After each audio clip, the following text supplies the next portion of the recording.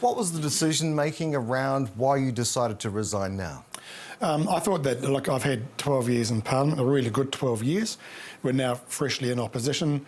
We've had a really good intake of MPs in 2017 and in 2020.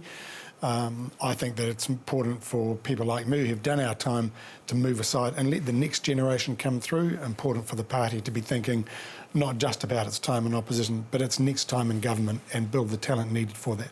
What are some of the highs and lows? Some of the real interesting memories that stand out for you? Look, there's a lot, and I have to say, like, of all the portfolios I've done, certainly the Treaty Waitangi negotiations portfolio has been the most special. I think challenging too, and probably is for Pākehā ministers, because it is about coming up against that ugly part of our history, that history of colonisation, the harm that it caused, what it did, and then having to front up to current generations about how we provide redress for that harm. It's just been an incredibly special experience with all the groups, the iwi and hapu and the various rangatira I've met with, to go through that and then to finally to reach agreement, sometimes in difficult situations, sometimes after many years, even decades of trying to get agreement. And when I stand there on those marae and ready to give the Crown apology, you feel that sense of historical responsibility to make the acknowledgement meaningful for the people who were there. And this isn't easy. It takes a little bit for a person to be in that position and to be able to go through that process and make those apologies. Was it tough for you?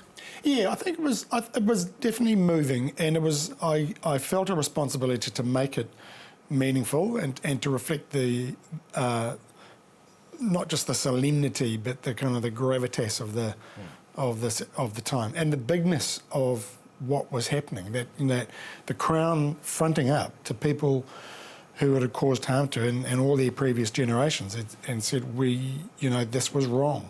What our forebears did, what my forebears did, was wrong and it caused you harm and it should never have happened, and now we have to try and trust each other to face the future together.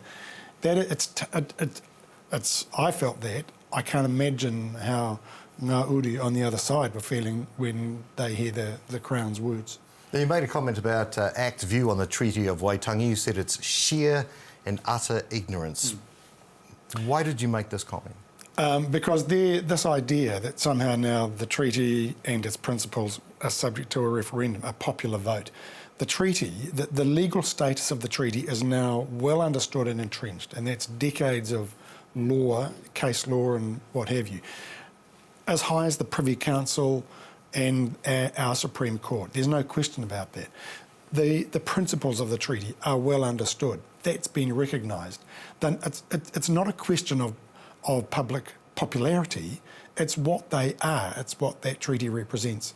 And so the idea that that was now subject to the whim of a popularity contest is so contrary to what the treaty is about and the foundation of our nation.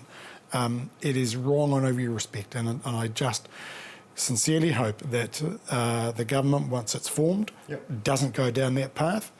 But if they do, it's going to be incumbent on all of us who care and know and understand to rise up against So who do you think that National is going to appoint as the new Treaty Minister? I don't know. I mean, I've dealt with Joseph Mooney. He's a thoroughly decent guy. I don't know whether he will pick it up. I don't know who else is there to do that, and they've got a big new intake now. But I would reflect, though, that a politician who is really someone I regard as somebody I've measured myself against is Sir Doug Graham, a National Party politician, because of what he did in the 1990s. And then he was followed in their next term in government with Christopher Finlayson. But two people who have a deep appreciation of the treaty and its significance. And look, not everybody likes everything they did, and not everybody liked everything I did, but they were both deeply committed to it and getting the journey of justice and reconciliation underway and moving. I don't see anybody in the current National Party lineup who comes anywhere near those two those two giants of New Zealand politics. So do you think that iwi who are coming up for negotiations or iwi who are currently in negotiations should be worried? I think they should be concerned about a shift in values. I mean, I think the one saving grace might be Tima Potaka, who comes out of Mokai Pātia, and they are only partway through their negotiations. But the reality is there is a climate being generated by senior politicians in the incoming government that, in my view, won't be constructive when it comes to the treaty relationship. I hope I'm wrong about that, but the portents are not good. Yeah. You didn't get across the claims right for example, Ngaitirangi and Hauraki. Is that much of a regret for you?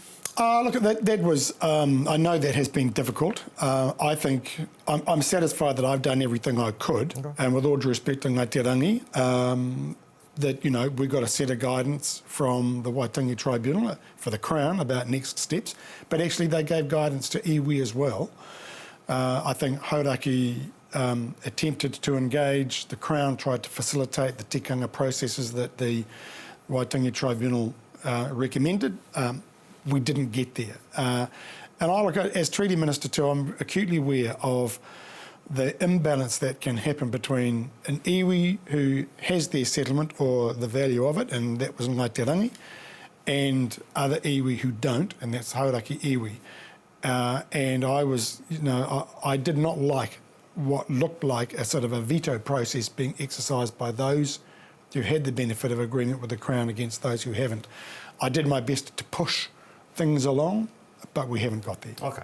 Now, so I've come across a lot of engagements with politicians in my time outside of broadcasting. You're one of the good ones. You're going to be missed. Andrew Little, certainly appreciate you coming in and joining us today. You're still the Minister for the next couple of weeks. Yeah, still until our warrants get taken off us when the new government comes in. But I thank you. Look, it is an amazing privilege to be in Parliament and to be a Minister, and you just hope that what you've done is helped the country to make good progress. Good luck for the next part of your journey in life.